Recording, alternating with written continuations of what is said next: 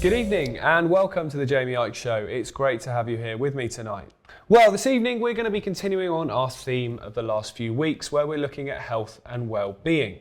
As you know, it's a subject that I'm massively fascinated in because I think it's one of the most important for us to be discussing. The system wants us to be fat, unhealthy and lazy. Well, isn't it a good idea that we do the polar opposite of what the system wants?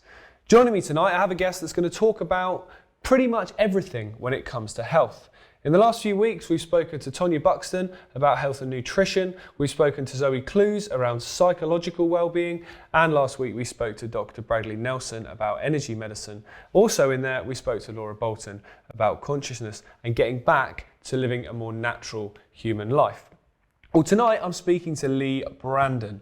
Now, Leigh is part of the Icke Institute. This is a medical discipline, if you like, started by a man called Paul Icke. It goes through a variety of factors that contribute to your health and well-being. And having listened to many of them, and I'm looking forward to getting into this conversation with him tonight, they just sound like they make logical sense. They sound really obvious. They sound like what we should be taught in schools, what doctors in GP surgeries should be using as the foundation for their prescriptions and diagnosis. However, it's something that I'd never heard before I looked into this. Why is that? Well, it's quite an interesting question, and you don't really have to be a conspiracy theorist to come up with a pretty obvious answer. It doesn't make the pharmaceutical companies anywhere near as much money as prescribing a variety of different drugs that all come with their own side effects that allow them to prescribe another drug to counteract said side effect. It's a money-making scam, the healthcare industry, and it always has been, and it owns the lawmakers, and therefore this is why they get away with it and nothing ever changes. Well, tonight we're going to go deep into what the Icke Institute stands for and how it comes about. And in order to do that, I'm going to put some interesting questions to tonight's guest and hopefully bring you an empowering and informative conversation that will give you some tangible things to go away and try at home. So without further ado, let's get straight into it.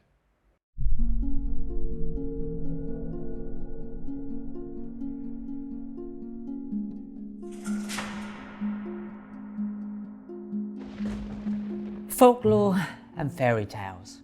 If all we can see is luminous or illuminated matter, leaving at least 95% of our mass in our reality as what we know as dark matter, then what lies beyond the field of limited human vision?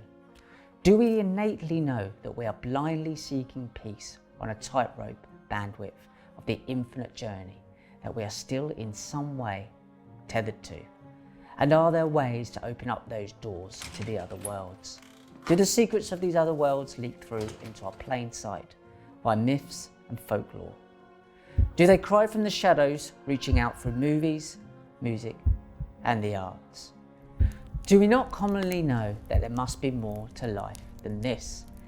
Is that true gnosis of the who, what, when, and why? Have we been programmed to attack anyone who dared to speak of folklore, fairies, other worlds and ETs or underworld cities, chariots of the gods, Wetiko, and energetic influence? Are we forced to hide that part of ourselves that knows there is more to this reality? If only we dare to journey off the garden path. Even the Stoics believed there was providence to this crazy reality, though the Neo-Stoics have tried to hide that part of the philosophy away.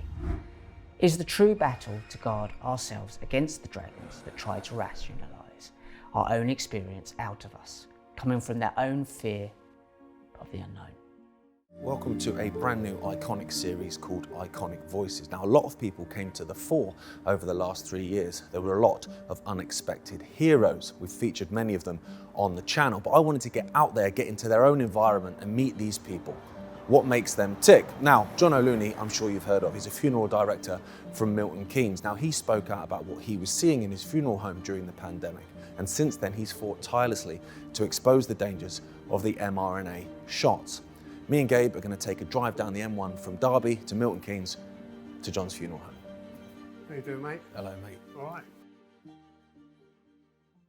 John, before we start, mate, what room are we in now? So this is the mortuary. This is the preparation area where we would bring deceased in through the shut door. We reverse in, remove the deceased from the vehicle. Refrigeration is there, embalming station is there.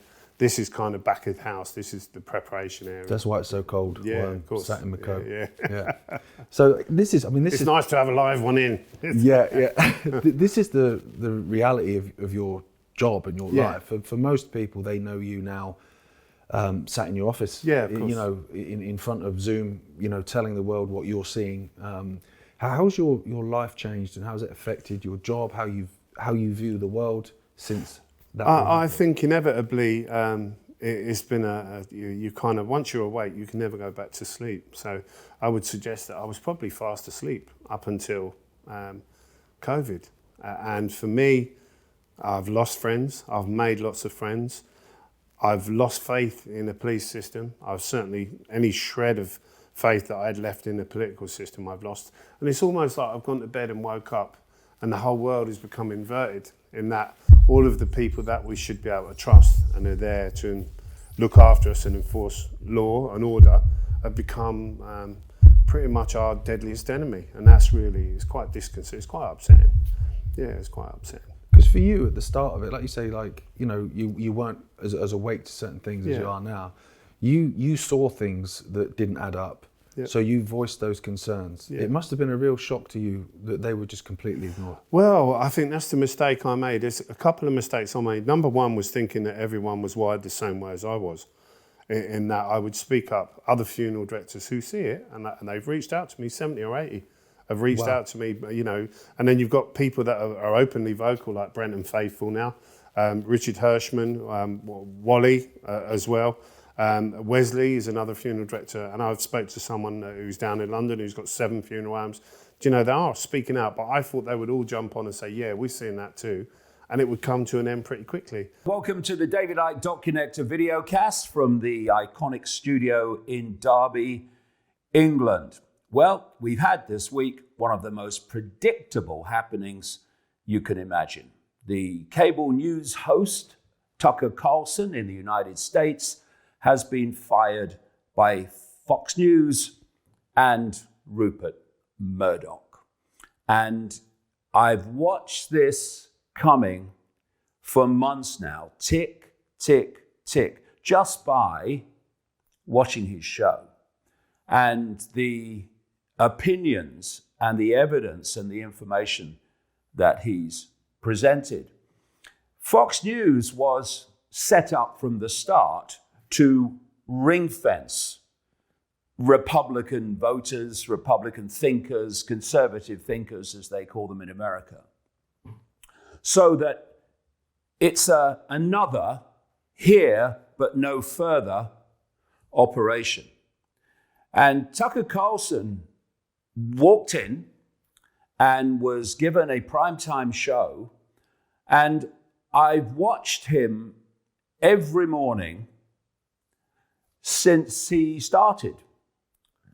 And I've watched the progression from what was a classic, basically conservative talk show host, Republicans, Democrats,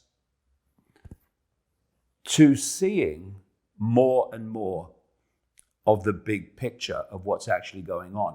And I'm sure, as I've said over the months, that he knows more than Fox was allowing him to say. But as the days recently have gone on, he has got closer and closer to the here but no further, even for him, for Fox News executives and people like Murdoch. And so he had to go. The effect on Fox, its share price has dropped and lots of people are not subscribing anymore, is irrelevant to this global cult that drives it all and controls Fox. And so it's like this guy, what he's saying about the COVID jab, about the war in Ukraine, about climate change, about the open borders, about the state involvement in January the 6th, this fella is going too far. He's crossed the line of the line of the line. He's got to go. And so he's gone. Because Rupert Murdoch is no lover of freedom. It was his newspapers that led the campaign to get me banned from Australia. This is a guy who's working within the confines that the cult lays out, and thus, as Carlson crosses that line big time, he has to go. And I told the mainstream media, when they were celebrating all the censorship of me, they're coming for you eventually.